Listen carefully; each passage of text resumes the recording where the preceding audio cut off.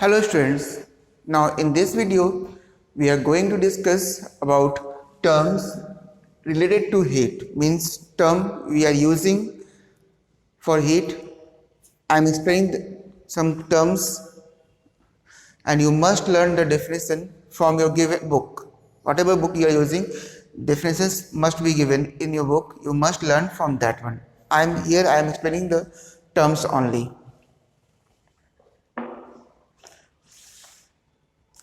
The first term is your fusion. All of us know about change of state, conversion of state from one form of state to other form. That is known as your change of state. In that change of state, we give heat energy or we absorb heat energy. That depend on the state we are having and state we are changing. So what is fusion? Under that, fusion is a type of process. Suppose in this fusion,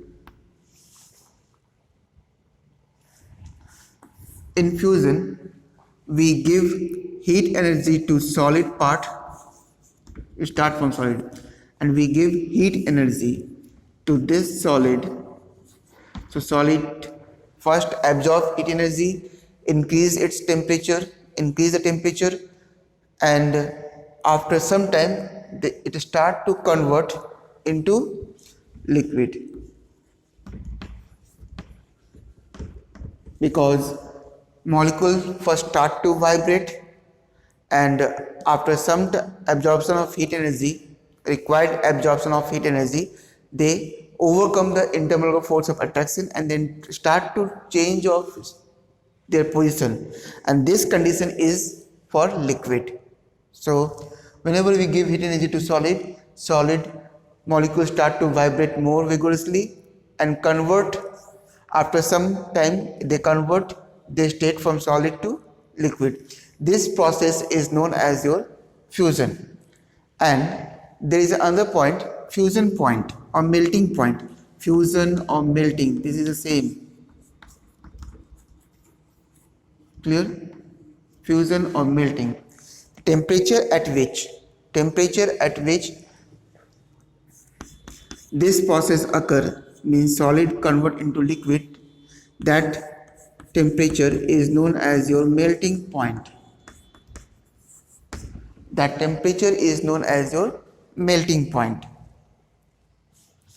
Generally,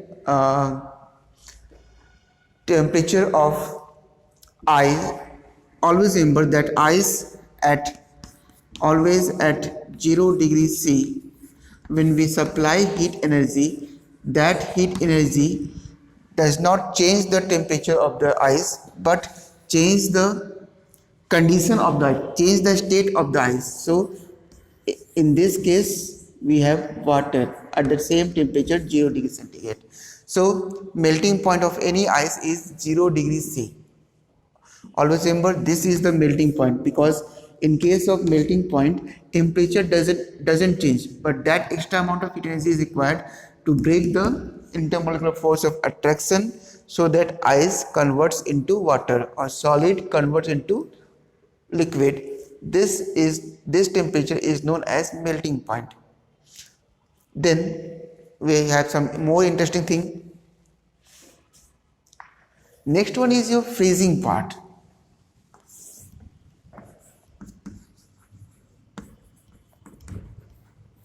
What is freezing? When we take or absorb heat energy from any liquid, what happens?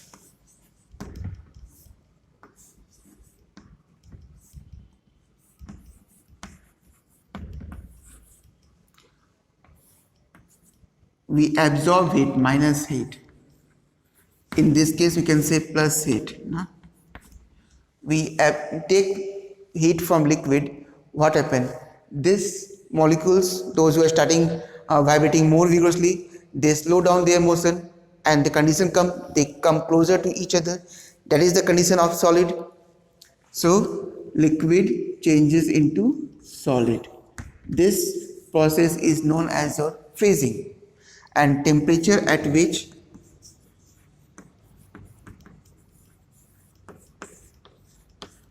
this process occur is known as your freezing point. So here we can say a chilled cold water, it's a water, a chilled cold water at 0 degree centigrade. When we absorb heat, minus heat, means we are taking the heat, minus heat, what happens? We receive ice at the same temperature. Clear? This part is clear? This part is clear?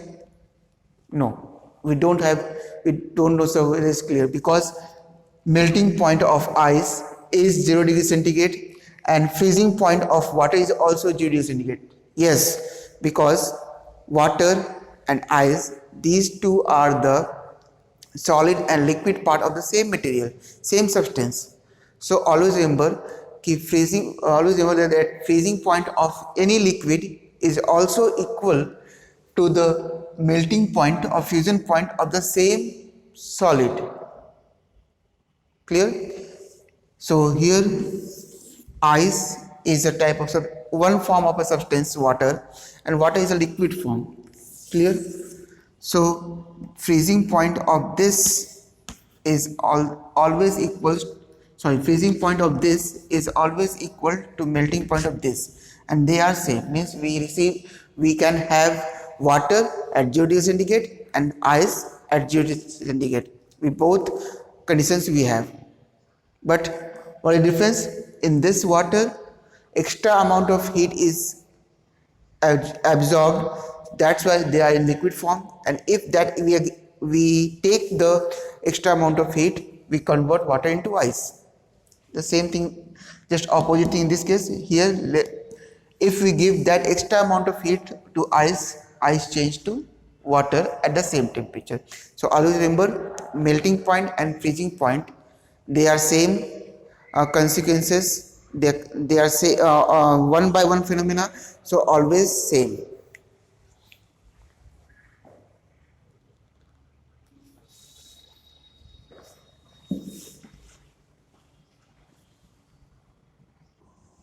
Now, vaporization or boiling. The process due to which when we give heat energy to any liquid, we are giving heat, means we are having plus. We give heat energy to any liquid, what happens? Liquid molecules start to move more vigorously, they move away from each other, and condition come that they move away from each other. That condition is known as your gaseous state. In this case, suppose we have ice, boiling ice, we are increasing the not ice, it's water.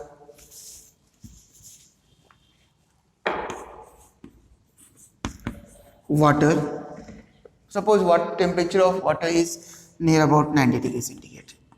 We start to give heat energy. Clear?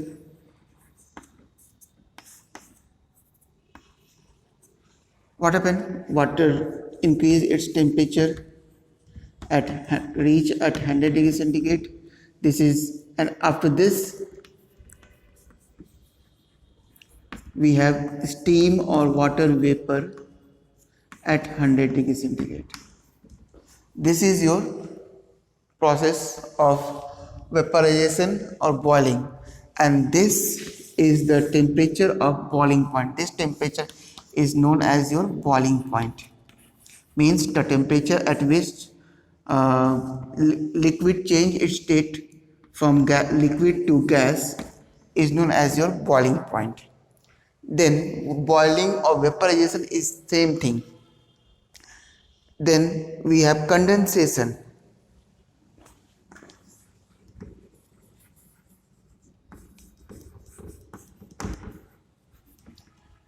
If we absorb heat energy from that gas state, what we have? We have molecules come closer to each other and convert themselves into previous state liquid. This is known as your condensation.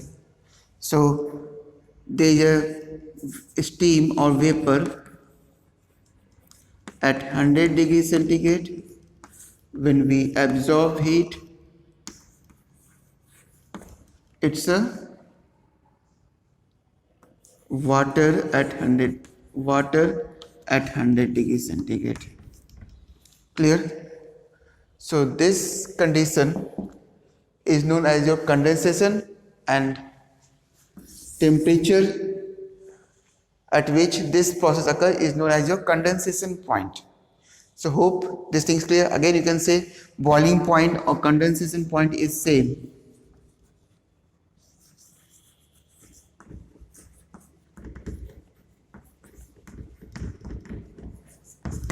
Clear? So this concept is clear. We now two more terms and we close today's topic.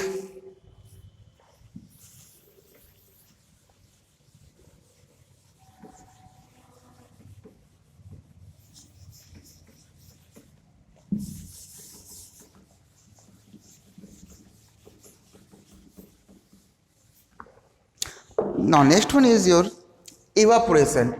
Don't be confused about evaporation and vaporization. Both are different things. Evaporation is a different process. What is the evaporation, or why evaporation is different one?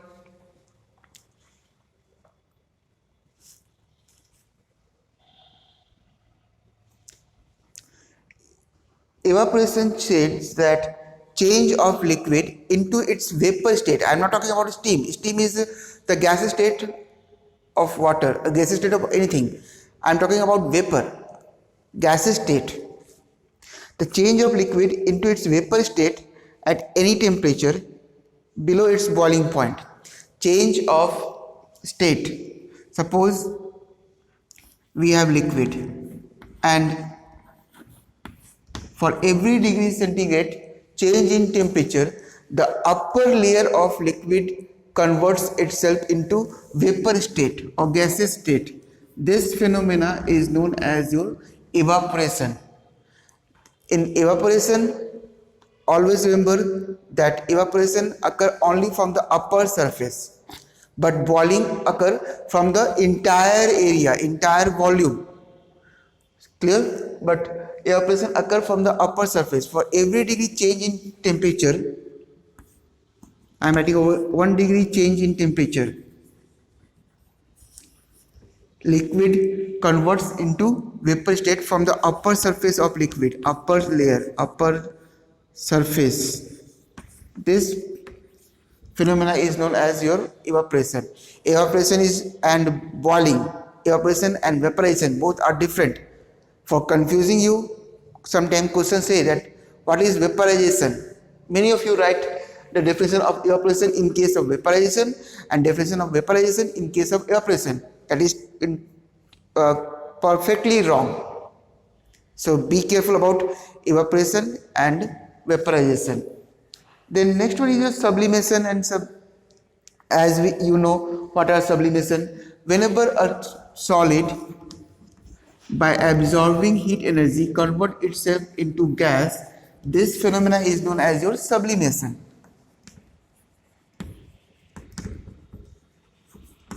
This phenomena is known as your sublimation. Clear? And there are two more terms. This solid part is known as your sublimate. This solid part is known as your sublimate, and this gaseous part is known as your sublime. Clear? Many examples are there: iodine, camphor, then camphor, ammonium chloride, naphthalene balls. These are the example of sublimates. Clear? Example of sublimates. So that's all for today's video. In next video we discuss some sources of heat energy. So till then, thank you.